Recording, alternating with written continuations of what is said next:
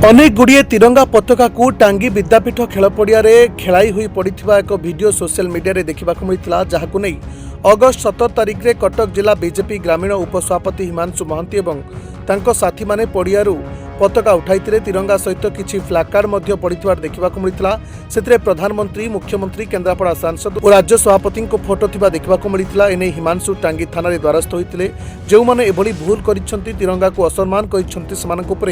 कार्यानुष्ठान नेबा को दाबी करते पुलिस घटना तदंत करने सहित 7 दिन मध्य कार्यानुष्ठान ग्रहण कर मात्र 7 दिन बीती जाते पुलिस कौन कार्यानुष्ठान न नेबारु हिमांशु सहित साथी माने धारणा बसी थाना एतला देवार 60 दिन भितर कार्यानुष्ठान नियाजिबो बोली पुलिस लिखित भाव देवा परे हिमांशु धारणा प्रत्याहार करते एने चौद्वार एसडीपीओ कैमेरा आगे प्रतिक्रिया देई नथिले मध्य घटनार तदंत कराजिबो बोली कहिसंती। तिरंगा पताका को जो मैंने अपमान करती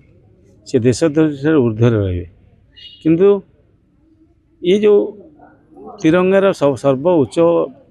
पद हूँ तिरंगा तापर हूँ आम ध्वजा तापर हूँ पार्टी जब तिरंगा पताका को जो मैंने असम्मान कर महात्मा गांधी से कौन सम्मान देवे कौन सुभाष बोस ये देवे सम्मान देवे तेणुक मु भगवान गतर प्रार्थना कर दोषी कठोर कठोर दंड पाऊ एवं सठिक भाव में कार्यानुष्ठान हो। आज आमर एमपी फोटो थिला काली सीएम फोटो अच्छी मुख्य घटना हूँ तिरंगा को किसी लोक पकई पड़े जोटा कि तिरंगार असम्मान कर किए असम्मान कर कथा सठिक जानी मु भावुची तिरंगा बेलू बेल असाधारण अवस्था को जाऊँगी जो साधारण लोक मैंने व्यवहार करुले समस्ते किंतु असाधु माने किसी असाधु लोक